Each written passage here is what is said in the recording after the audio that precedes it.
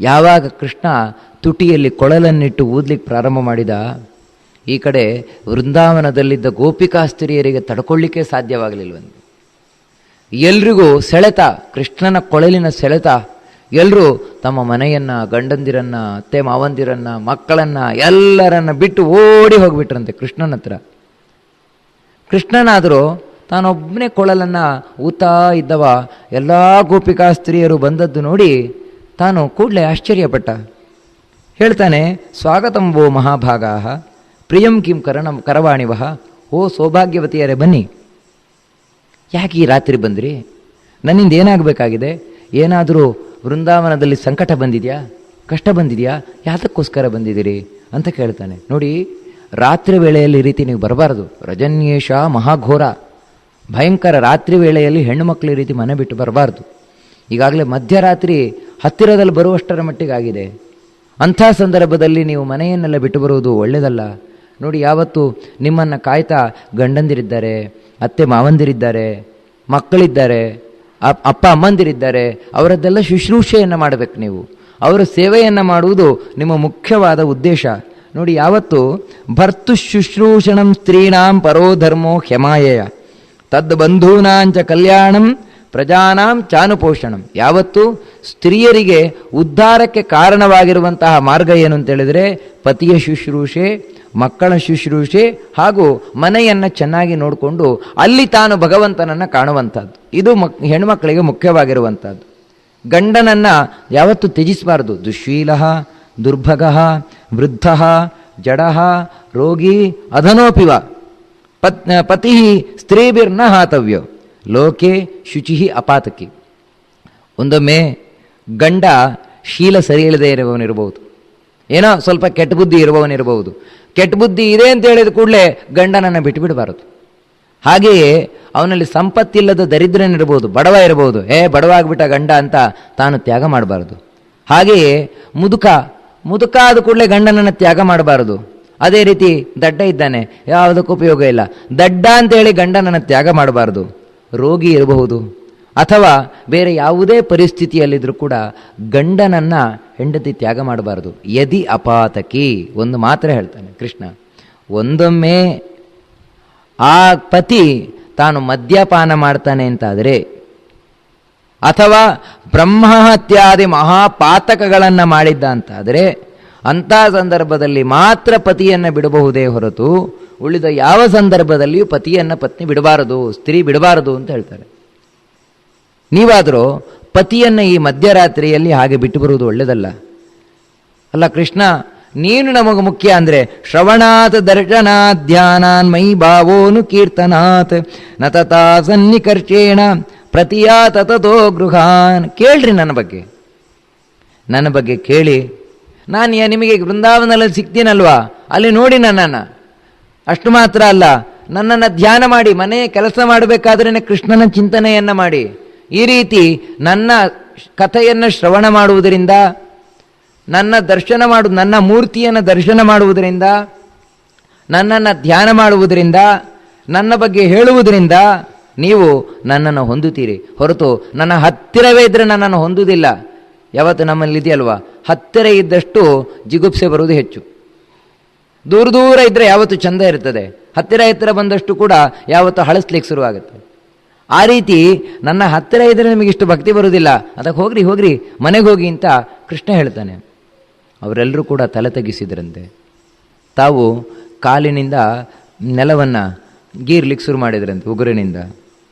ಹೇಳ್ತಾರೆ, ಮೈವಂ ವಿಭೋರ್ಹತಿ ಭವಾನ್ ಗದಿದುಂ ಋಷಂಸಂ ಸಂತ್ಯಜ್ಯ ಸರ್ವ ವಿಷಯಾನಸ್ತವ ಪಾದ ಮೂಲಂ ಭಕ್ತ್ಯಾ ಭಜೇಮ ದುರವಗ್ರಹಮಾತ್ಯಜಾಸ್ಮಾನ್ ದೇವೋ ಯಥಾದಿ ಪುರುಷೋ ಭಜತೋ ಮುಮುಕ್ಷೂನ್. ಹೇ ಭಗವಂತ, ನಮ್ಮನ್ನು ನೀನು ತ್ಯಾಗ ಮಾಡಬೇಡ, ಬಿಡಬೇಡ.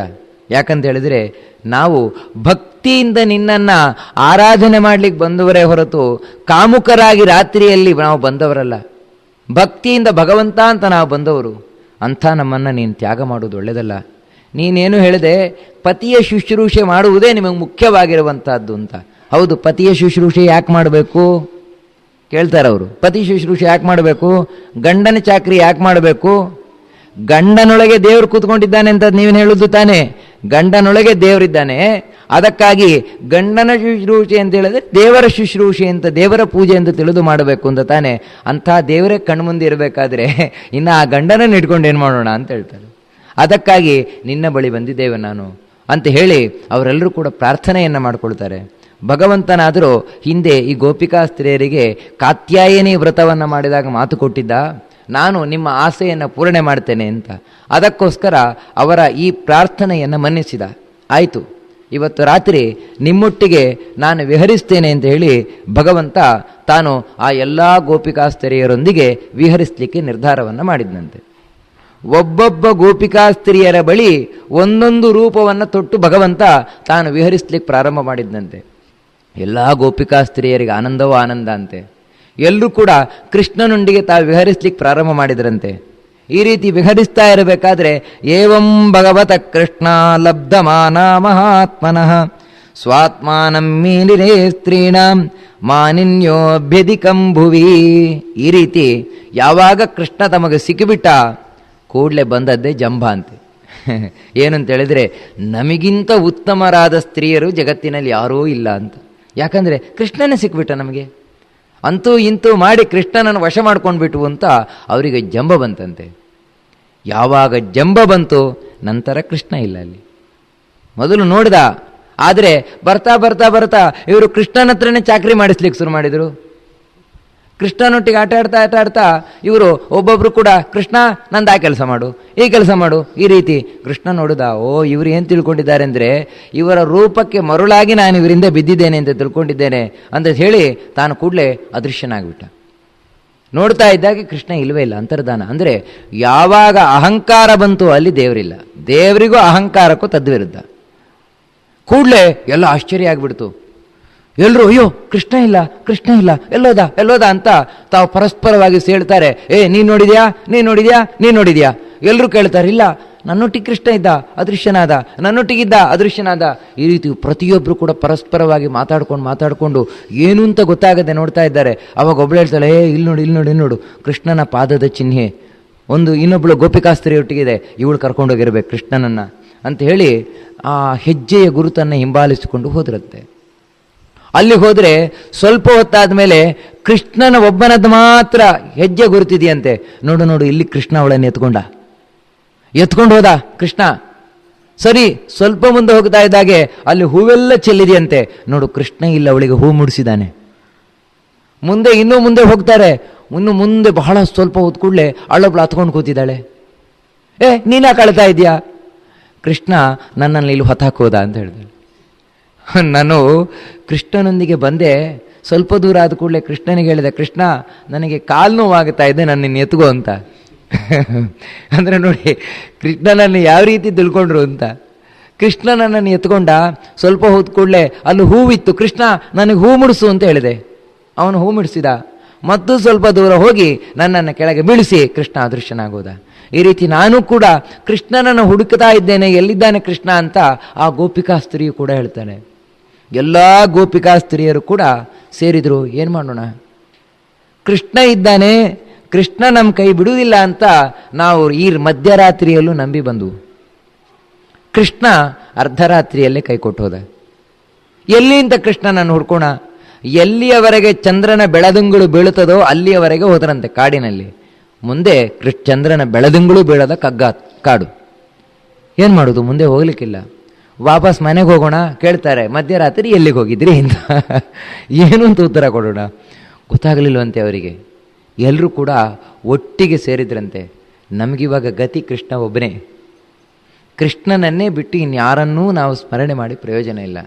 ನಮಗಿವ ರಕ್ಷಣೆ ಮಾಡಬೇಕಾದವನು ಕೃಷ್ಣನೇ. ಇಲ್ಲದಿದ್ದರೆ ಈ ಮಧ್ಯರಾತ್ರಿಯಲ್ಲಿ ಕಾಡು ಪ್ರಾಣಿಗಳಿಗೆ ಏನು ಮಾಡ್ತಾವೋ ಗೊತ್ತಿಲ್ಲ ಅಂತ ಹೇಳಿದರು. ಅನನ್ಯವಾಗಿ ಕೃಷ್ಣನಿಗೆ ಶರಣಾದರು ಅಂತ ಹೇಳಿದರೆ ಒಳಗೆ ಇದ್ದ ಅಹಂಕಾರವನ್ನೆಲ್ಲ ಹೊರಗಾಕಿದ್ರು. ಗೊತ್ತಾಯ್ತು ಅವರಿಗೆ, ನಮ್ಮ ಅಹಂಕಾರದಿಂದಾಗಿಯೇ ಕೃಷ್ಣ ನಮ್ಮಿಂದ ದೂರ ಆಗಿದ್ದಾನೆ ಅಂತ. ಎಲ್ಲರೂ ಒಟ್ಟಿಗೆ ಸೇರಿ ಯಮುನಾ ನದಿ ತೀರದಲ್ಲಿ ಕೃಷ್ಣನನ್ನು ಸ್ತೋತ್ರ ಮಾಡಿದರು. ಅದೇ ಪ್ರಸಿದ್ಧವಾಗಿರುವಂತಹ ಗೋಪಿಗೀತೆ ಅಂತ. ಜಯತಿ ತೇದಿಕಂ ಜನ್ಮನಾ ವ್ರಜ ಶಯತ ಇಂದಿರಾ ಸಾಧು ತತ್ರ ಹಿ ದಯಿತ ದೃಶ್ಯತಾಂ ತ್ವಾದಿದೃಕ್ಷತಾಂ ತ್ವಯಿ ಗತಾ ಸವಗ ಸ್ವಾಂ ವಿಚಿನ್ವತೆ. ತುಂಬ ಚಂದವಾದ ಗೀತೆ. ಎಲ್ಲ ಗೋಪಿಕಾಸ್ತ್ರೀಯರು ಮಾತ್ರ ಹೇಳುವುದಲ್ಲ, ನಮ್ಮೆಲ್ಲರ ಪರವಾಗಿ ಹೇಳುವಂಥದ್ದು, ಎಲ್ಲ ಕೃಷ್ಣ ಭಕ್ತನು ತಾನು ಹೇಳಬೇಕಾಗಿರುವಂಥದ್ದು ಪ್ರತಿದಿನ. ಅದಕ್ಕೆ ಪ್ರತಿದಿನ ಬೆಳಗ್ಗೆ ಗೋಪಿಗೀತೆಯನ್ನು ಹೇಳುವುದು ಸಂಪ್ರದಾಯ ಹಿಂದಿಂದಲೂ ಕೂಡ. ಎಲ್ಲ ಗೋಪಿಕಾಸ್ತ್ರೀಯರು ಕೃಷ್ಣನಿಗೆ ಹೇಳ್ತಾರೆ, ಹೇ ಕೃಷ್ಣ, ಜಯತಿ ತೇಧಿಕಂ ಜನ್ಮನ ವ್ರಜ, ನೀನು ಯಾವಾಗ ನಮ್ಮ ಈ ಹಟ್ಟಿಗೆ ಕಾಲಿಟ್ಟೆ, ನಮ್ಮ ಗೋಕುಲಕ್ಕೆ ಕಾಲಿಟ್ಟೆ, ಆ ಕೂಡಲೇ ಶ್ರಯತ ಇಂದಿರಾ ಸಾಧು ತತ್ರಹಿ, ಲಕ್ಷ್ಮಿ ಅಲ್ಲಿ ಬಂದು ವಾಸ ಮಾಡಿಬಿಟ್ಲು. ಲಕ್ಷ್ಮೀ ನಂತರ ಇಲ್ಲೇ ತಾನು ವಾಸ ಮಾಡಿದ್ಲು. ಅಂತಹ ಹೇ ಭಗವಂತ ದಯಿತ, ನಮಗೆ ಬಹಳ ಆಪ್ತನಾದವನೇ, ನೀನು ಬಿಟ್ಟು ನಮಗೆ ಯಾರೂ ಗತಿ ಇಲ್ಲ. ದೃಶ್ಯತಾಂ, ಕಾಣಯ್ಯ ಕಣ್ಣಿಗೆ, ನಿನ್ನ ದರ್ಶನವನ್ನು ಕೊಡು ನಮಗೆ. ಯಾಕಂತ ಹೇಳಿದ್ರೆ ನೀನು ಅದೃಶ್ಯನಾದೆ, ನಮ್ಮ ಪ್ರಾಣವೇ ಹೊರಟೋಯ್ತು. ನೀನೇ ನಮ್ಮ ಪ್ರಾಣ. ನಮ್ಮಲ್ಲಿ ಹೇಳೋದುಂಟು, ಅವರು ಅಂದರೆ ನಮ್ಮ ಪಂಚ ಪ್ರಾಣ ಅಂತ. ನಿಜವಾಗ್ಲೂ ಗೋಪಿಕಾಸ್ತ್ರೀಯರು, ನಮಗೆ ಕೃಷ್ಣನಿಲ್ಲದ ಬದುಕೇ ಇಲ್ಲ. ಕೃಷ್ಣ ಹೋದ್ಯ ನಮ್ಮ ಬದುಕೇ ಇಲ್ಲ. ತ್ವಯಿ ಗತಾಸವಹ, ನಿನ್ನೊಟ್ಟಿಗೆ ನಮ್ಮ ಪ್ರಾಣವೂ ಹೋಯಿತು. ನಿನ್ನನ್ನು ಹುಡುಕುತ್ತಾ ಇದ್ದೇವೆ. ತ್ವಾಂ ವಿಚಿನ್ವತೆ, ನಿನ್ನನ್ನು ಹುಡುಕ್ತಾ ಇದ್ದೇವೆ. ಎಲ್ಲಿದ್ದಾನೆ ಕೃಷ್ಣ, ಎಲ್ಲಿದ್ದಾನೆ ಅಂತ.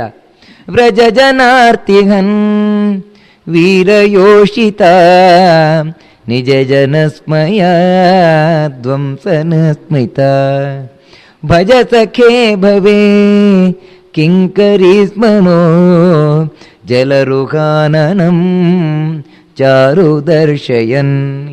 ಹೇ ವೀರ, ವೀರ ಅಂತ ಕೃಷ್ಣನನ್ನು ಕರೀತಾರೆ. ವೀರ ಅಂದರೆ ಏನು ಅಂದರೆ, ಒಂದು ವೀರ ಅಂತ ಅರ್ಥ ಆಯ್ತಲ್ಲ, ಇನ್ನೊಂದು ವಿಗತ ಈರ. ಈರ ಅಂತ ಹೇಳಿದ್ರೆ ಇನ್ನೊಬ್ಬರಿಂದ ಪ್ರೇರಿಸಲ್ಪಡುವವ. ಇನ್ನೊಬ್ಬರು ಯಾರಾದರೂ ಹಾಗೆ ಮಾಡು ಹೀಗೆ ಮಾಡು ಅಂತ ಅಂದರೆ ಇನ್ನೊಬ್ಬರ ಕಂಟ್ರೋಲಲ್ಲಿರುವವ ಅಂತ. ಆದರೆ ವಿಗತ ಈರ, ಯಾರಿಗೆ ಇನ್ನೊಬ್ಬರು ಕಂಟ್ರೋಲ್ ಮಾಡುವವರೇ ಇಲ್ವೋ, ತಾನೇ ಸ್ವತಂತ್ರನೋ, ಸರ್ವಸ್ವತಂತ್ರನೋ ಅವನು ವೀರ. ಆ ರೀತಿಯೇ ಸರ್ವಸ್ವತಂತ್ರನಾಗಿರುವಂತಹ ಕೃಷ್ಣನೇ ನಿನಗೆ ಹೇಳುವವರು ಕೇಳುವವರು ಯಾರೂ ಇಲ್ಲ. ನೀನೇ ಎಲ್ಲರನ್ನೂ ಹೇಳುವವ, ಎಲ್ರಿಗೂ ಕೇಳುವವ. ಅಂತಹ ಭಗವಂತ, ನೀನು ಹಟ್ಟಿಗೆ ಯಾಕೋಸ್ಕರ ಇಳ್ಕೊಂಡು ಬಂದೆ ನಮ್ಮ ಗೋಕುಲಕ್ಕೆ ಅಂದರೆ ನಮ್ಮ ದುಃಖವನ್ನು ಪರಿಹಾರ ಮಾಡಲಿಕ್ಕೋಸ್ಕರ. ವ್ರಜ ಜನಾರ್ಥಿಹನ್ ವೀರ ಯೋಷಿತಾಂ ನಿಜ ಜನಸ್ಮಯ ಧ್ವಂಸನ ಸ್ಮಿತ, ನಮ್ಮ ಎಲ್ಲ ಅಹಂಕಾರವನ್ನು ಮುರಿದು ಹಾಕಲಿಕ್ಕೆ ನಿನ್ನ ಒಂದು ಮುಗುಳು ನಗೆ ಸಾಕು. ಯಾಕಂತ ಹೇಳಿದ್ರೆ ನಮಗೆ ಭಾರೀ ಅಹಂಕಾರ ಇತ್ತು, ನಾವು ಭಾರೀ ಚಂದದವರು, ಮೂರು ಲೋಕದಲ್ಲಿ ನಮಗೆ ಸರಿಸಾಟಿಯಾದವರು ಯಾರೂ ಇಲ್ಲ ಅಂತ. ಆದರೆ ನೀನೊಂದು ಮುಗುಳು ನಕ್ಕೆ ಅಂದರೆ ನಿನ್ನ ಸೌಂದರ್ಯದ ಮುಂದೆ ನಮ್ದು ಯಾವ ಲೆಕ್ಕ? ನಮ್ಮ ಎಲ್ಲ ಜಂಬವೂ ಇಳಿದೋಗ್ಬಿಡ್ತದೆ ಕೃಷ್ಣ.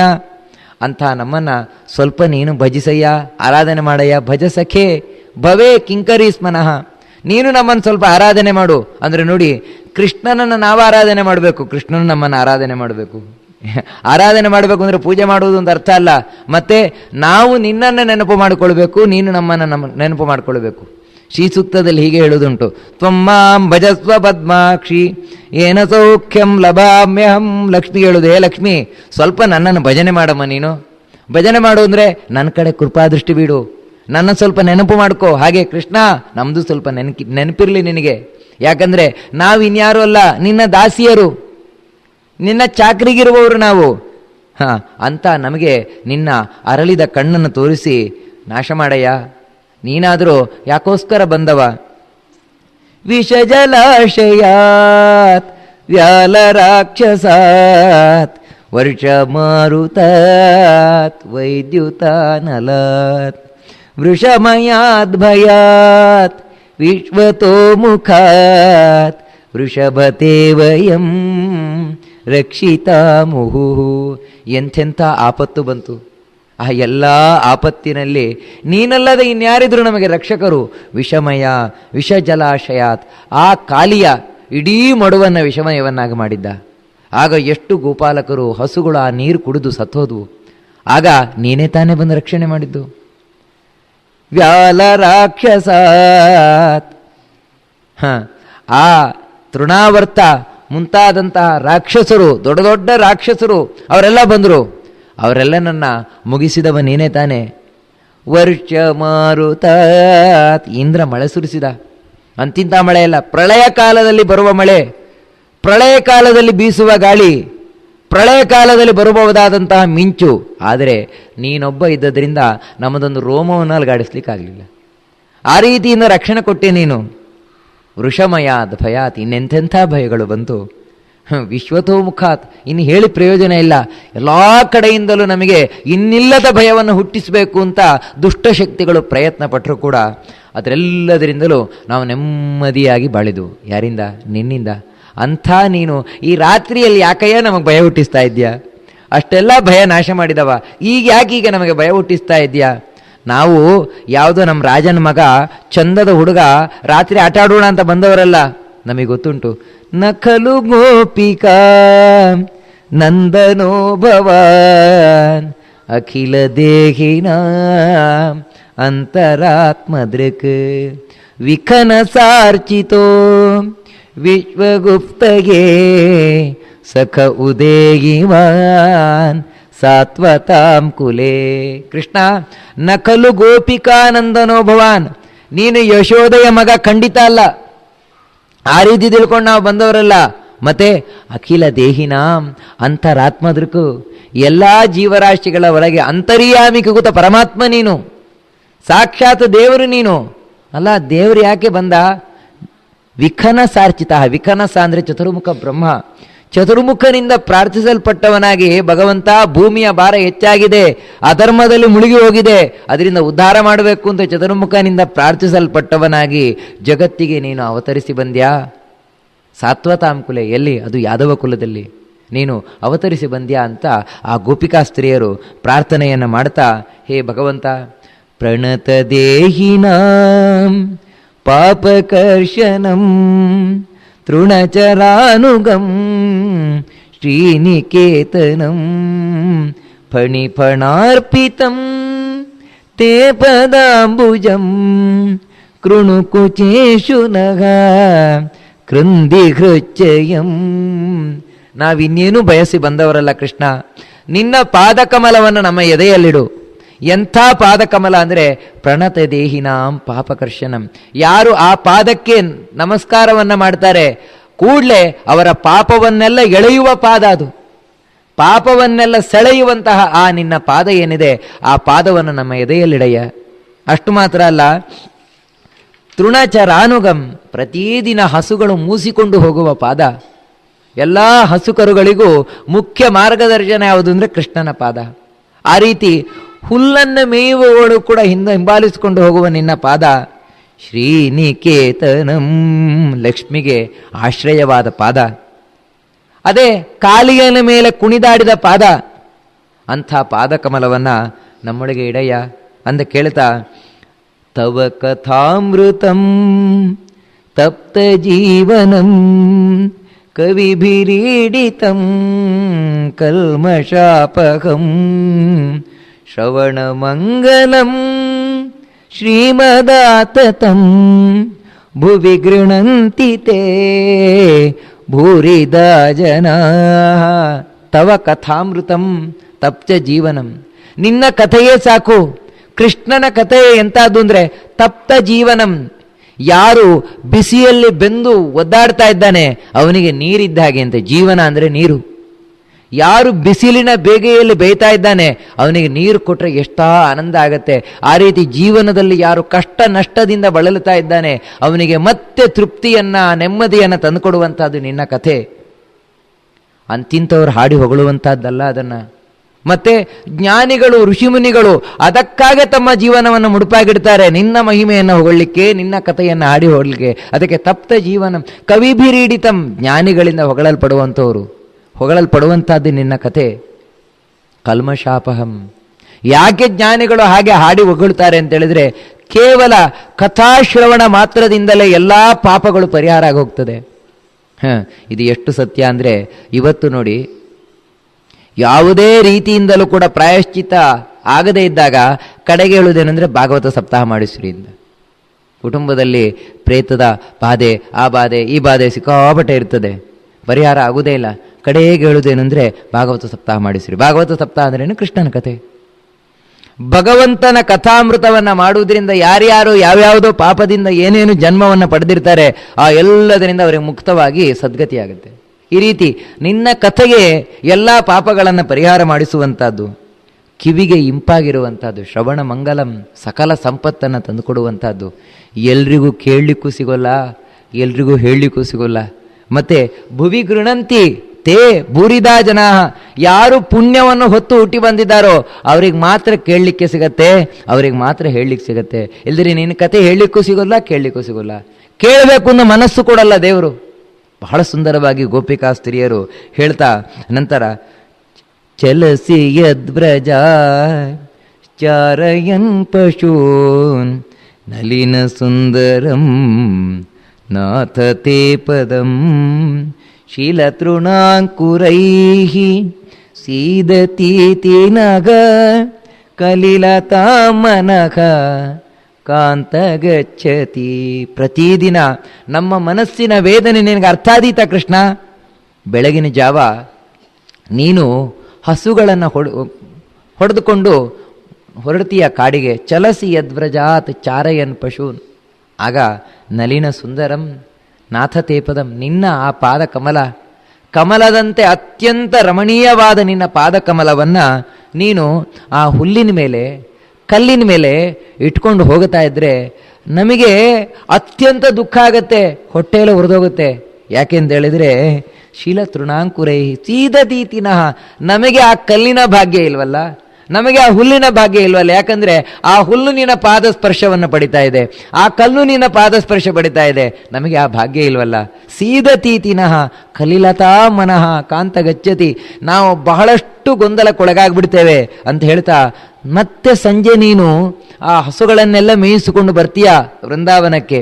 ದಿನ ಪರೀಕ್ಷೆಯೇ ನೀಲಕುಂತಲೈಃ ವನರುಘಾನನಂ ಬಿಭ್ರದಾವೃತಂ ವನರಜಸ್ವಲಂ ದರ್ಶಯನ್ಮುಹುಃ ಮನಸ್ಸಿನ ಸ್ಮರಂ ವೀರಯಚ್ಛಸಿ. ಎಷ್ಟು ಚಂದ ಹೇಳ್ತಾನೆ ಅಂದರೆ, ಸಾಯಂಕಾಲ ಬರ್ತೀಯ, ಬರಬೇಕಾದ್ರೆ ನಿನ್ನ ಗುಂಗುರು ಗುಂಗುರು ಗುಂಗುರು ಕೂದಲು, ಆ ಗುಂಗುರು ಕೂದಲಿನ ಮೇಲೆಲ್ಲ ಧೂಳು ಕೂತುಬಿಟ್ಟಿದೆಯಂತೆ. ಬೆಳಗಿಂದ ಸಂಜೆ ತನಕ ಕಾಡಿನಲ್ಲಿದ್ದದ್ದು.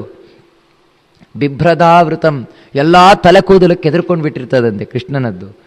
ಅದರ ಮೇಲೆಲ್ಲ ಧೂಳು ಕೂತ್ಕೊಂಡು ಬಿಟ್ಟಿರ್ತದಂತೆ, ಮೈಗೆ ತುಂಬ ಬೆವರಿರ್ತದಂತೆ. ಅಂಥ ನಿನ್ನನ್ನು ಕಂಡ್ರೆ ಎಷ್ಟು ಚಂದ ಕಾಣಿಸ್ತಾ ಇರ್ತೀಯ ನೋಡಿ. ಇದೇ ಭಗವಂತ, ಧೂಳು ಕೂತರು ಚಂದ್ರ, ದೂರ ಕೂಡದೇ ಇದ್ರು ಚಂದ. ನಮ್ಮದು ಮುಖ ಅರ್ಧ ಗಂಟೆ ಬಳಸ್ಕೊಂಡ್ರೆ ಮಾತ್ರ ಚಂದ, ಏನಿದೆ ನೋಡ್ಲಿಕ್ಕೆ ಆಗೋಲ್ಲ. ಅಂತೆ ಭಗವಂತ ಹೇಗಿದ್ರೂ ಕೂಡ ಎಂಥ ಸೌಂದರ್ಯದ ಮೂರ್ತಿ ಅವನು ಅಂತ ಹೇಳ್ತಾರೆ. ಅಟತಿ ಯದ್ಭವಾನ್ ಅನ್ನಿಕಾನನಂ ತ್ರಿಟಿಯುಗಾಯತೆ ತ್ವಾಮಪಶ್ಯತಾಂ ಕುಟಿಲಕುಂತಲಂ ಶ್ರೀಮುಖಂಚತೆ ಜಡವದೀಕ್ಷತಾಂ ಪಕ್ಷ್ಮನುದೃಶಾಂ. ಕೃಷ್ಣ, ನೀನೇನೋ ಹಸುಗಳನ್ನು ಮೇಯಿಸಿಕೊಂಡು ಕಾಡಿಗೆ ಹೋಗ್ಬಿಡ್ತೀಯ. ನೀನು ಹೋದ ಮೇಲೆ ತ್ರುಟಿಯುಗಾಯತೆ ತ್ವಾಂ ಅಪಶ್ಯತಾಂ, ಒಂದೊಂದು ನಿಮಿಷವೂ ಕೂಡ ಯುಗ ಕಳೆದಾಗತ್ತೆ, ಗೊತ್ತುಂಟ ನಮಗೆ ಅಂತ ಹೇಳಿದ್ರೆ ಇದು ಗೋಪಿಕಾ ಸ್ತ್ರೀಯರಿಗೆ ಕೃಷ್ಣನಲ್ಲಿರುವ ಭಕ್ತಿಯನ್ನು ತೋರಿಸುವಂಥದ್ದು. ನಾವು ಕಾಯ್ತಾ ಇರ್ತೇವೆ, ಯಾವಾಗ ಕೃಷ್ಣ ಬರ್ತಾನೆ, ಯಾವಾಗ ಕೃಷ್ಣ ಬರ್ತಾನೆ, ಯಾವಾಗ ಕೃಷ್ಣನ ದರ್ಶನ ಆಗತ್ತೆ ಅಂತ. ನೀನು ಹೋಗಬೇಕಾದ್ರೆ ಜಡದ ಹಾಗೆ ನಿಂತು ನೋಡ್ತಾ ಇರ್ತೇವೆ, ಅಯ್ಯೋ ಇನ್ನು ಸಂಜೆಯವರೆಗೆ ಈ ಕಣ್ಣಿಗೆ ಕೃಷ್ಣನನ್ನು ಕಾಣುವ ಭಾಗ್ಯ ಇಲ್ವಲ್ಲ ಅಂತ. ಅಂಥ ನಮಗೆ ನೀನು ಈ ರೀತಿ ತ್ಯಜಿಸಿ ಹೋಗ್ತಾ ಇದೆಯಲ್ವಂದರೆ ಇಂಥ ಭಕ್ತರು ನಾವು. ಆ ಭಕ್ತರಿಗೆ ನೀನು ಮೋಸ ಮಾಡ್ಬೋದಾ? ಈ ಮಧ್ಯರಾತ್ರಿಯಲ್ಲಿ ಬಿಟ್ಟು ಹೋಗ್ಬೋದಾ ಅಂತ ಹೇಳಿ ಸಿಟ್ಟು ಬಂತಂತೆ ಅವರಿಗೆ. ಸಿಟ್ಟು ಬಂದು ಹೇಳ್ತಾರೆ, ಪತಿಸುತಾನ್ಮಯ ಭ್ರಾತೃಬಾಂಧವಾನ್ ಅತಿ ವಿಲಂಘ್ಯತೆ ಹೆಚ್ಚುತಾಗತಾಗ ಗತಿವಿದಸ್ತವೋದ್ಗೀತ ಮೋಹಿತಾಗ ಕಿತವಯೋಷಿತಗ ಕಸ್ತ್ಯಜೇ ನಿಶಿ. ಕೃಷ್ಣ ನಮ್ಮವ ಕೈ ಬಿಡುವುದಿಲ್ಲ ಅಂತ ಪತಿ ಸುತ ಅನ್ವಯ ಭ್ರಾತೃ ಬಾಂಧವಾನ್, ಗಂಡ ಮಕ್ಕಳು ಅಣ್ಣ ತಮ್ಮ ತಂದೆ ತಾಯಿ ಎಲ್ಲರನ್ನ ಬಿಟ್ಟು ಬಂದು. ಯಾಕಂದ್ರೆ ಕೃಷ್ಣ ಇದ್ದಾನೆ ಅಂತ. ಹೇ ಕಿತವ ಮೋಸಗಾರ, ಕೃಷ್ಣನಿಗೆ ಬೈಯುವುದವರು ಅಂದ್ರೆ ಇದು ಪ್ರೀತಿಯಿಂದ. ಹೇ ಮೋಸಗಾರ, ನೀನಲ್ಲದೆ ಇನ್ಯಾರು ಅರ್ಧರಾತ್ರಿಯಲ್ಲಿ ಹೆಂಗಸರನ್ನ ಈ ರೀತಿ ಬಿಟ್ಟು ಹೋಗ್ತಾರೆ? ಅರ್ಧರಾತ್ರಿಯಲ್ಲಿ ಯಾರು ಈ ರೀತಿ ಸ್ತ್ರೀಯರನ್ನ ಕಾಡಿನ ಮಧ್ಯದಲ್ಲಿ ಬಿಟ್ಟು ಹೋಗ್ತಾರೆ? ಯೋಷಿತ ಕಸ್ತ್ಯಜೆ ನಿಶಿ, ಯಾರ ರಾತ್ರಿ ಬಿಟ್ಟು ಹೋಗ್ತಾರೆ ನೀನಲ್ದೆ ಅಂತ ಕೃಷ್ಣನಿಗೆ ಬೈತಾರೆ. ಆದರೆ ಮತ್ತೆ ಹೇ ಕೃಷ್ಣ ನೀನೇ ಗತಿ, ಯಾಕಂದರೆ ನೀನೇ ಬಿಟ್ಟು ಹೋಗ್ಬೋದು, ಯಾಕಂದರೆ ರಾತ್ರಿಯಲ್ಲೂ ಮತ್ತೆ ಬಂದು ನಾನು ರಕ್ಷಣೆ ಮಾಡ್ತೇನೆ ಅಂತ ಭರವಸೆ ನಿನಗಿದೆ ಅಂತ ಹೇಳಿ ಕಡೆಗೆ ಹೇಳ್ತಾರೆ, ಕೃಷ್ಣ ನೀನು ಯಾಕೋಸ್ಕರ ಹುಟ್ಟಿ ಬಂದೆ ಅಂತ ಹೇಳಿದ್ರೆ ವ್ರಜವನು ಕಸ ವ್ಯಕ್ತಿರಂಗತೆ ವೃಜಿನಹಂತ್ರ್ಯಲಂ ವಿಶ್ವಮಂಗಲಂ ಭಜಮನಾಕ್ತನಃ ತ್ವತ್ಸ್ಪೃಗಾತ್ಮನಾ ಸ್ವಜನ ಹೃದೃಜಾಂ ಎನ್ನಿಶೂದನಂ. ನೀನು ನಮ್ಮ ಈ ಹಟ್ಟಿಯ ಮಧ್ಯದಲ್ಲಿ ದನ ಕಾಯುವವನಾಗಿ ಯಾಕೋಸ್ಕರ ಅವತಾರ ಮಾಡಿ ಬಂದೆ ಅಂತ ಹೇಳಿದ್ರೆ ನಮ್ಮ ಪಾಪವನ್ನು ಕಡಿಯಲು, ಜಗತ್ತಿಗೆ ಮಂಗಳವನ್ನುಂಟು ಮಾಡುವಳು, ಉಂಟು ಮಾಡಲಿಕ್ಕೋಸ್ಕರ. ಹೇ ಅಂತ ಭಗವಂತ, ನಮ್ಮನ್ನು ಸ್ವಲ್ಪ ನೀನು ಆರಾಧನೆ ಮಾಡು, ಅಂದರೆ ನಮ್ಮ ಕಡೆ ಸ್ವಲ್ಪ ಕೃಪಾದೃಷ್ಟಿಯನ್ನು ಬೀರು, ನಾವಾದರೂ ಸಂಪೂರ್ಣ ನಿನಗೆ ಶರಣಾಗಿದ್ದೇವೆ, ನಮ್ಮ ಅಹಂಕಾರ ಇಲ್ಲಿ ಇವತ್ತು ಹೊರಟೋಗಿದೆ, ನಮ್ಮನ್ನು ಉದ್ಧಾರ ಮಾಡು ಅಂತ ಅವರೆಲ್ಲರೂ ಕೂಡ ಏಕಾಗ್ರ ಮನಸ್ಸಿನಿಂದ ಭಗವಂತನಿಗೆ ಶರಣಾದಾಗ ತಾಸಾಮಾವಿರಭೂಚೌರಿ ಸ್ಮಯಮಾನ ಮುಖಾಂಬುಜಗ ಪೀತಾಂಬರಧರ ಸ್ರಗ್ವೇ ಸಾಕ್ಷಾನ್ ಮನ್ಮಥ ಮನ್ಮಥಃ. ಎಲ್ಲ ಗೋಪಿಕಾ ಸ್ತ್ರೀಯರು ಗೊಳೋ ಅಂತತ್ರಂತೆ. ಇತಿ ಗೋಪ್ಯ ಪ್ರಗಾಯಂತಹ ಪ್ರಲಪಂತ್ಯಶ್ಚ ಚಿತ್ರದ ರುರುದು ಸುಸ್ವರನ್ ರಾಜನ್ ಕೃಷ್ಣ ದರ್ಶನ ಲಾಲಸಾಹ. ಇವರೆಲ್ಲರೂ ಕೂಡ ಕೃಷ್ಣನನ್ನು ನೆನೆಸಿಕೊಳ್ತಾ ಚೆನ್ನಾಗಿ ಹತ್ತರಂತೆ. ಸುಸ್ವರಂ, ಒಳ್ಳೆ ಸ್ವರದಿಂದ ಹತ್ತರು ಅಂತ ಹೇಳ್ತಾರೆ. ಅಲ್ಲ, ಅಳುವುದರಲ್ಲೂ ಕೂಡ ಒಳ್ಳೆ ಸ್ವರ ಕೆಟ್ಟ ಸ್ವರ ಅಂತಿದೆ. ಅಳುವುದು ಒಂದೇ ರೀತಿ ಅಂದರೆ ದೇವರಿಗಾಗಿ ಅಳುವುದೇನಿದೆ ಅದು ಒಳ್ಳೆ ಸ್ವರದಲ್ಲಿ ಅಳುವುದು, ಜಗತ್ತಿಗಾಗಿ ಅಳುವುದೇನಿದೆ ಅದೇ ಕೆಟ್ಟ ಸ್ವರದಲ್ಲಿ ಅಳುವುದು. ಅದಕ್ಕೆ ಹೇಳುದು ಸುಸ್ವರಂ, ದೇವರಿಗೋಸ್ಕರ ಹತ್ತದ್ದು ಅಂತ. ಆಗ ಭಗವಂತ ಅವ್ರ ಮುಂದೆ ಪ್ರತ್ಯಕ್ಷನಾದಂತೆ. ಯಾವ ರೀತಿ ಪ್ರತ್ಯಕ್ಷನಾದ ಅಂತ ಹೇಳಿದ್ರೆ, ನಾನಾ ವಿಧ ಆಭರಣಗಳಿಂದ ಅಲಂಕೃತನಾಗಿ ಸ್ರಗ್ವಿ ಒಳ್ಳೊಳ್ಳೆ ಮಾಲೆಗಳಿಂದ ತಾನು ಕೂಡಿದವನಾಗಿ ಸಾಕ್ಷಾನ್ ಮನ್ಮಥ ಮನ್ಮಥಃ. ಎಲ್ಲ ಪುರುಷರಲ್ಲಿ ಅತ್ಯಂತ ಚಂದದವ ಅಂದರೆ ಮನ್ಮಥ. ಆ ಮನ್ಮಥನ ಅಪ್ಪ ಇವನು ಮನ್ಮಥ ಅಂತ ಮನ್ಮಥನಿಗೂ ಜನ್ಮ ಕೊಟ್ಟ ಈ ಕೃಷ್ಣ ತಾನು ಇನ್ನಷ್ಟು ಚಂದವಾಗಿ ಅವರ ಮುಂದೆ ಕಾಣಿಸಿಕೊಂಡಂತೆ. ಅವರೆಲ್ಲರಿಗೂ ಆನಂದವೋ ಆನಂದ, ಎಲ್ಲರೂ ತಾವು ಕುಣಿದಾಡಿದರಂತೆ. ಕೃಷ್ಣ ಆ ರಾತ್ರಿಯಲ್ಲಿ ಎಲ್ಲ ಗೋಪಿಕಾ ಸ್ತ್ರೀಯರೊಂದಿಗೆ ಒಬ್ಬೊಬ್ಬರೊಂದಿಗೆ ಒಂದೊಂದು ರೂಪದಿಂದ ಇದ್ದವನಾಗಿ ಆನಂದವನ್ನು ಕೊಟ್ಟಂತೆ. ಇದನ್ನು ನೋಡಲಿಕ್ಕೆ ಮೇಲಿನಿಂದ ದೇವತೆಗಳು ಸೇರಿದರಂತೆ. ಗಂಧರ್ವರು, ಅಪ್ಸರೆಯರು ತಾವು ಗಾನವನ್ನು ಮಾಡಿ ನಾಟ್ಯವನ್ನು ಮಾಡಿದರಂತೆ. ಯಾಕಂದರೆ ಭಗವಂತ ತನ್ನ ಭಕ್ತರಿಗಾಗಿ ಏನೆಲ್ಲ ಮಾಡ್ತಾನೆ ಅಂತ. ಅವರು ಏನನ್ನ ಕೇಳಿದ್ರು ಎಲ್ಲವನ್ನ ತಾನು ಪೂರ್ಣೆ ಮಾಡ್ತಾನಲ್ವ ಭಗವಂತ. ಈ ರೀತಿ ತಾವು ಬಹಳ ಆನಂದ ಪಟ್ಟರಂತೆ. ಭಗವಂತನಾದರೂ ಅವತ್ತು ರಾತ್ರಿಯಲ್ಲಿ ಎಲ್ಲ ಗೋಪಿಕಾ ಸ್ತ್ರೀಯರ ಆಸೆಯನ್ನು ತಾನು ಪೂರ್ಣೆ ಮಾಡಿದಂತೆ. ಆ ರೀತಿ ಮಾಡ್ತಾ ಇರಬೇಕಾದ್ರೆ ಒಬ್ಬಳು ಗೋಪಿಕಾ ಸ್ತ್ರೀ ಕೃಷ್ಣನ ಹತ್ರ ಪ್ರಶ್ನೆ ಮಾಡ್ತಾಳೆ. ಕೃಷ್ಣ ನೋಡು, ನನಗೊಂದು ಸಂಶಯ ಇದೆ ಒಳಗೆ, ಉತ್ತರ ಕೊಡ್ತೀಯಾ? ಏನು ಹೇಳು ಅಂತ ಕೇಳ್ತಾನೆ ಕೃಷ್ಣ. ಭಜತೋನು ಭಜಂತ್ಯೇಕೆ ಏಕ ಏತದ್ ವಿಪರ್ಯಯಂ ನೋಭಯಾಂಶ್ಚ ಭಜಂತ್ಯನ್ಯ ಏತನ್ನೋ ಬ್ರೂಹಿ ಸಾಧುಭೋಹೋ. ಜಗತ್ತಿನಲ್ಲಿ 3 ರೀತಿಯಾದವರು ಇರ್ತಾರೆ. ಇವರಲ್ಲಿ ಯಾರು ಶ್ರೇಷ್ಠರು ಹೇಳು? ಕೆಲವರೇನು ಅಂತ ಹೇಳಿದ್ರೆ, ನಾವು ಅವರನ್ನು ಹಚ್ಚಿಕೊಂಡ್ರೆ ಅವ್ರು ನಮ್ಮನ್ನು ಹಚ್ಕೊಳ್ತಾರೆ, ನಾವು ಅವರನ್ನು ಹಚ್ಕೊಳ್ತಿದ್ರೆ ಅವ್ರು ನಮ್ಮನ್ನು ಹಚ್ಕೊಳ್ಳೋದಿಲ್ಲ. ಇಂಥವರು ಒಂದು ಮಂದಿ. ಇನ್ನು ಕೆಲವರು ಎಂಥವ್ರು ಅಂತ ಹೇಳಿದ್ರೆ, ನಾವು ಹಚ್ಚಿಕೊಳ್ಳದೆ ಇದ್ರೂ ಅವ್ರು ನಮ್ಮನ್ನು ಹಚ್ಕೊಳ್ಳುವರು, ನಾವೇನು ಅವರನ್ನು ಹಚ್ಕೊಳ್ಳಿಕ್ಕೆ ಹೋಗೋದಿಲ್ಲ, ಆದರೂ ಅವ್ರು ನಮ್ಮನ್ನು ಹಚ್ಕೊಳ್ತಾರೆ. ಅಂಥವರು ಇನ್ನೊಂದು ಮಂದಿ. ಇನ್ನೊಂದು ರೀತಿಯವರು ಇರ್ತಾರೆ. ಅವ್ರು ಹೇಗೆಂದರೆ, ನಾವು ಹಚ್ಚಿಕೊಂಡ್ರು ಅವ್ರು ಹಚ್ಕೊಳ್ಳಲ್ಲ. ಅಂಥವರೊಬ್ಬರು. ಅವ್ರು ಹಚ್ಚಿಕೊಂಡ್ರು ನಾವು ಹಚ್ಕೊಳ್ಳೋದಿಲ್ಲ. ಇಂಥವರೊಬ್ಬರು. ಈ ರೀತಿ ಅವರು ಇರ್ತಾರೆ. ಈ ರೀತಿ 3 ರೀತಿ. ಒಬ್ಬರೇನು ಅಂತ ಹೇಳಿದ್ರೆ, ನಾವು ಹಚ್ಚಿಕೊಂಡ್ರೆ ಮಾತ್ರ ಅವರು ನಮ್ಮನ್ನು ಹಚ್ಕೊಳ್ಳೋದು, ನಮ್ಮನ್ನು ಮಾತಾಡೋದು. ಎರಡನೇವರೆಂಥವ್ರು ಅಂತ ಹೇಳಿದ್ರೆ, ನಾವು ಹಚ್ಕೊಳ್ದೇ ಇದ್ರು ಅವರಾಗೆ ಹಚ್ಕೊಳ್ಳುವವರು. 3ನೇವರೆಂಥವ್ರು ಅಂದರೆ, ನಾವು ಹಚ್ಕೊಂಡ್ರೆ ಅವ್ರು ಹಚ್ಕೊಳ್ದೇ ಇರುವವರು. ಈ ರೀತಿ ಅವರು 3 ರೀತಿಯಾಗಿರ್ತಾರೆ. ಇವರಲ್ಲಿ ಯಾರು ಶ್ರೇಷ್ಠ ಅಂದರೆ, ಇದು ಕೃಷ್ಣನಿಗೆ ಅವಳು ಸ್ಟಾಂಟ್ ಕೊಟ್ಟು ಮಾತಾಡಿದ್ದು. ನಾವಿಷ್ಟೆಲ್ಲ ಆರಾಧನೆ ಮಾಡಿದ್ರು ರಾತ್ರಿಯಲ್ಲಿ ಕೈ ಕೊಟ್ಟು ಹೋಗ್ಬಿಡ್ತೀಯಲ್ವ ನೀನು ಅಂತ ಕೃಷ್ಣನಿಗೆ ಗೊತ್ತಾಯಿತು, ಓ ಇವಳು ನನಗೇ ಚುಚ್ಚಿ ಮಾತಾಡಿದ್ದು ಅಂತ. ಆದರೆ ಕೃಷ್ಣ ಚಂದವಾದ ಉತ್ತರವನ್ನು ಕೊಡ್ತಾನೆ. ಏನಂತೇಳಿದ್ರೆ, ಮಿಥೋ ಭಜಂತಿ ಯೇ ಸಖ್ಯ ಸ್ವಾರ್ಥೇ ಕಾಂತೋದ್ಯಮ ಹಿತೆ. ಯಾರು ನೀವು ಬಂದರೆ ಮಾತ್ರ ನಾವು ನಿಮ್ಮ ಮನೆಗೆ ಬರ್ತೇವೆ, ಇಲ್ಲದ್ರೆ ಬರೋಲ್ಲ. ಈ ರೀತಿ ಪರಸ್ಪರವಾಗಿ ನೀವು ಹಚ್ಕೊಂಡ್ರೆ ನಾವು ಹಚ್ಕೊಳ್ತೇವೆ, ನೀವು ಹಚ್ಕೊಳ್ದಿದ್ರೆ ನಾವು ಹಚ್ಕೊಳ್ಳೋದಿಲ್ಲ. ಈ ರೀತಿ ಯಾರಿರ್ತಾರೋ ಇವರೇ ಸ್ವಾರ್ಥಿಗಳು ಅಂತ ಕರೆಯಲ್ಪಡುವುದು. ನ ತತ್ರ ಸೌಹೃದಂ ಧರ್ಮ ಸ್ವಾರ್ಥಂ ತದ್ವಿತ್ತ ನಾಣ್ಯತ. ಇಲ್ಲಿ ಸೌಹಾರ್ದಕ್ಕೆ ಭಾವನೆ ಇಲ್ಲ, ಸೌಹಾರ್ದ ಅನ್ನುವುದೇ ಇಲ್ಲ. ಮತ್ತೇನಂದ್ರೆ ವ್ಯಾಪಾರೀಕರಣ.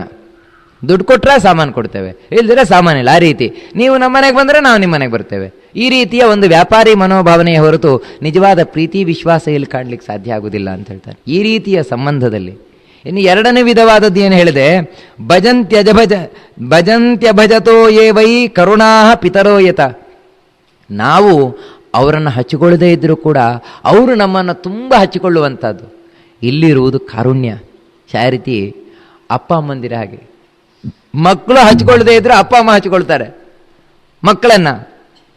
ಏನು ಅಂದರೆ ಇಲ್ಲಿರುವುದು ಕಾರುಣ್ಯ, ಇನ್ನೇಲೋ ಅಲ್ಲ. ಧರ್ಮೋ ನಿರಪವಾದೋತ್ರ ಸೌಹೃದಂಚ ಸುಮಧ್ಯಮಾಹ. ಇದು ಧರ್ಮ. ಅಪ್ಪ ಅಮ್ಮಂದಿರು ಯಾವ ರೀತಿ ಮಕ್ಕಳನ್ನು ಹಚ್ಚಿಕೊಳ್ತಾರೆ, ಮಕ್ಕಳೇನೋ ಹಚ್ಕೊಳ್ಳೋದೇ ಇಲ್ಲ. ಆ ರೀತಿಯಿಂದ ಇದು ನಿಜವಾಗ್ಲೂ ಕೂಡ ಕಾರುಣ್ಯ ಇದೆ ಇದ್ರ ಹಿಂದೆ. ಇನ್ನು ಮೂರನೇ ವಿಧವಾದದ್ದಿದೆ. ಅದೇನಂತ ಹೇಳಿದ್ರೆ, ಭಜತೋಪಿ ನ ವೈ ಕೇಚಿತು ಭಜಂತ್ಯ ಭಜತ ಕುತಃ. ನಾವು ಅವರನ್ನು ಎಷ್ಟು ಹಚ್ಚಿಕೊಂಡ್ರು ಅವರು ಮಾತ್ರ ಚೂರೂ ನಮ್ಮನ್ನು ಹಚ್ಚಿಕೊಳ್ಳೋದಿಲ್ಲ. ಇದೇನಿದು, ಇದೆಂಥವರು? ಇದರಲ್ಲಿ ಸ್ವಲ್ಪ ಬೇರೆ ಬೇರೆ ವಿಭಾಗ ಇದೆ ಅಂತ ಹೇಳ್ತಾರೆ. ಯಾಕೆ ಅಂತ ಹೇಳಿದ್ರೆ, ಕೆಲವರು ಆತ್ಮಾರಾಮ. ಯಾಕೆ ನಾವು ಎಷ್ಟು ಹಚ್ಚಿಕೊಂಡ್ರೂ ಕೂಡ ಅವರು ನಮ್ಮನ್ನು ಹಚ್ಚಿಕೊಳ್ಳುವುದಿಲ್ಲ ಅಂತ ಹೇಳಿದ್ರೆ, ಅವರು ಈ ಪ್ರಪಂಚದಲ್ಲೇ ಇಲ್ಲದವರು. ಅಂದರೆ ಅವರು ಬೇರೆ ಲೋಕದಲ್ಲಿರುವವರು, ಜ್ಞಾನಿಗಳು.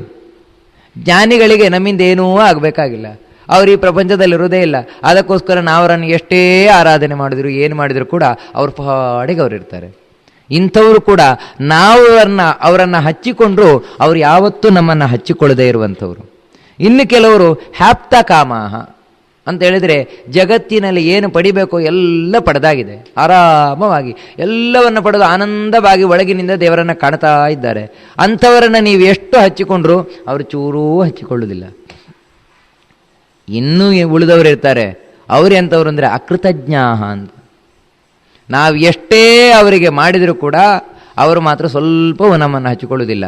ಕಾರಣ ಏನಂದರೆ ಕೃತಜ್ಞರು. ಇದು ಇನ್ನೊಂದು ಅಂತ ಹೇಳಿದರೆ, ಮಾಡಿದ್ದನ್ನೆಲ್ಲ ಮರೆಯುವಂತಹ ಮಂದಿ. ಮತ್ತು ಗುರುದ್ರೋಹ.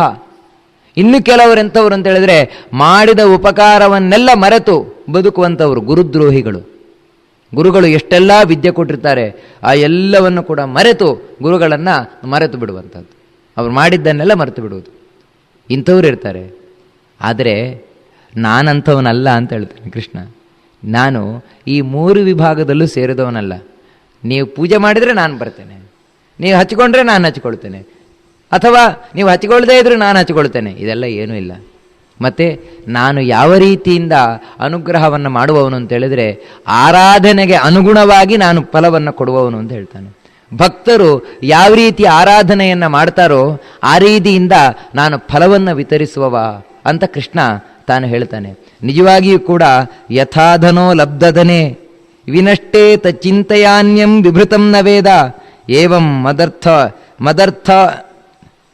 ಮದರ್ಥಾರ್ಪಿತ ಲೋಕವೇದ ಸ್ವಾನಾಂ ಹಿಯೋ ಮೈ ಅನುವೃತ್ತಯೋ ಬಲಾಹ. ಯಾವ ರೀತಿ ಒಬ್ಬ ದುಡ್ಡಿಲ್ಲದೆ ಇರುವವ ದುಡ್ಡನ್ನು ಕಳ್ಕೊಳ್ತಾನೆ. ಅಲ್ಲ, ದುಡ್ಡಿರಲಿಲ್ಲ, ಅವನಿಗೊಂದು ದುಡ್ಡು ಸಿಕ್ಕಿಬಿಡ್ತು. ಯಾವುದೋ ಲಾಟ್ರಿ ಗಿಟ್ರು ದುಡ್ಡು ಸಿಕ್ಕಿದಾಗ ಲಕ್ಷ ರೂಪಾಯಿ, ಕೋಟಿಗಟ್ಟಲೆ ರೂಪಾಯಿ ಸಿಕ್ಕಿಬಿಡ್ತು. ಬಹಳ ಆನಂದಪಟ್ಟ. ಕೆಲವು ದಿನ ಆಗ್ತಾ ಇದ್ದಾಗೆ ಆ ದುಡ್ಡು ಕಣ್ಮರೆ ಆಗಿಬಿಡ್ತು, ಯಾರೋ ಕದ್ಕೊಂಡು ಹೋಗ್ಬಿಟ್ರು. ಅವನ ಪರಿಸ್ಥಿತಿ ಇರಲಿಕ್ಕಿಲ್ಲ. ಅಂದರೆ ಕುಳಿತಾಗ, ನಿಂತಾಗ, ಮಲಗಿದಾಗ ಯಾವಾಗ ನೋಡಿದರೂ ಅವನಿಗೆ ಒಂದೇ ಚಿಂತೆ, ಅಯ್ಯೋ ನನ್ನ ದುಡ್ಡು ಹೊರಟೋಯ್ತು, ನನ್ನ ದುಡ್ಡು ಹೊರಟೋಯ್ತು, ನನ್ನ ದುಡ್ಡು ಹೊರಟೋಯ್ತು ಅಂತ ಇದೇ ಚಿಂತೆಯಲ್ಲಿರ್ತಾನೋ. ಹಾಗೆಯೇ ಯಾರು ನನ್ನನ್ನು ಆ ದುಡ್ಡು ಕಳ್ಕೊಂಡವ ಹೇಗೆ ಚಿಂತೆ ಮಾಡ್ತಾ ಇರ್ತಾನೆ, ಆ ರೀತಿ ಯಾವತ್ತೂ ನನ್ನನ್ನು ಚಿಂತೆ ಮಾಡ್ತಾ ಇರ್ತಾನೆ, ಅಂಥವನಿಗೆ ನಾನು ಯಾವತ್ತೂ ಅನುಗ್ರಹವನ್ನು ಮಾಡ್ತೇನೆ. ಇದೇ ಅನನ್ಯಾಶ್ಚಿಂತಯಂತೋ ಮಾಮ್ ಅಂತ ಕೃಷ್ಣ ಇದನ್ನೇ ಹೇಳಿದ.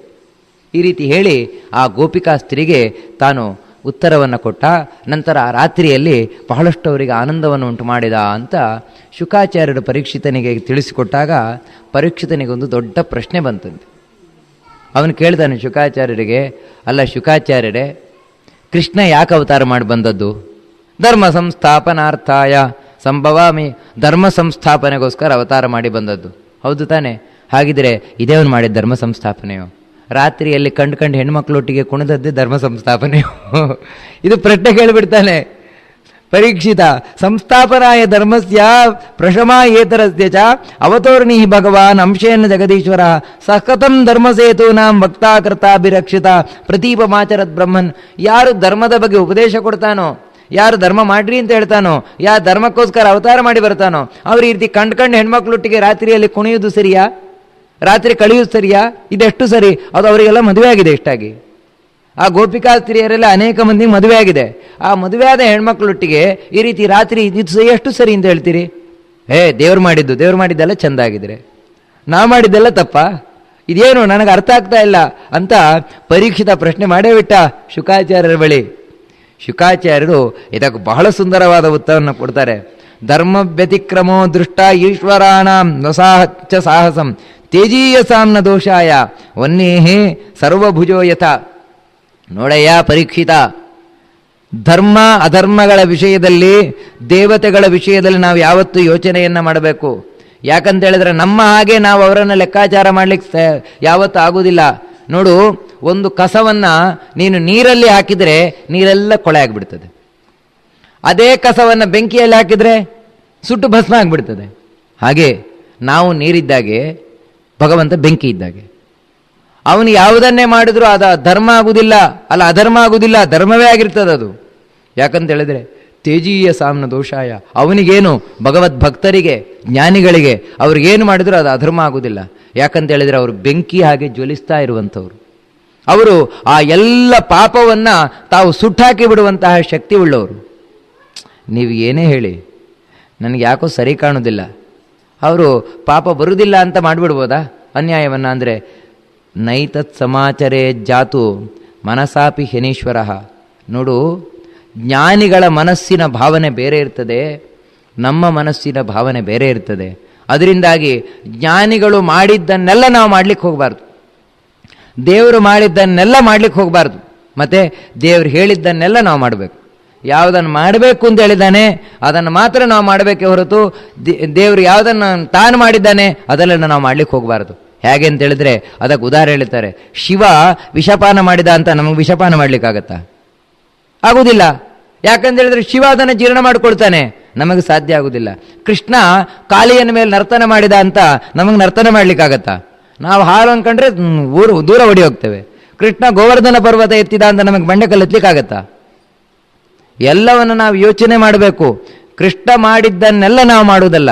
ಯಾಕಂತ ಹೇಳಿದ್ರೆ ಕೃಷ್ಣನಾದರೂ ಭಗವಂತ, ಅದಕ್ಕಾಗಿ ಅವನು ಮಾಡಿದ್ದೆಲ್ಲ ಸರಿಯಾಗಿರ್ತದೆ. ಆದರೆ ನಮಗಾ ರೀತಿ ಅಲ್ಲ ಅಂತ ಹೇಳ್ತಾರೆ. ಇಷ್ಟು ಹೇಳಿ ಇನ್ನೂ ಸುಂದರವಾಗಿ ಉತ್ತರವನ್ನು ಕೊಡ್ತಾರೆ. ಇದನ್ನು ವಾದಿರಾಜರು ಇನ್ನೂ ಚೆನ್ನಾಗಿ ಇದಕ್ಕೆ ಉತ್ತರ ಕೊಡ್ತಾರೆ. ಇಷ್ಟೆಲ್ಲ ಆಕ್ಷೇಪವನ್ನು ಮಾಡ್ತೀರಲ್ವಾ, ಕೃಷ್ಣ ರಾತ್ರಿ ವೇಳೆಯಲ್ಲಿ ಈ ರೀತಿ ಕಂಡು ಹೆಣ್ಮಕ್ಳೊಟ್ಟಿಗೆ ತಿರುಗಿದ ಅಂತ. ಕೃಷ್ಣನಿಗೆ ವಯಸ್ಸೆಷ್ಟು ಗೊತ್ತುಂಟ ನಿಮಗವಾಗ?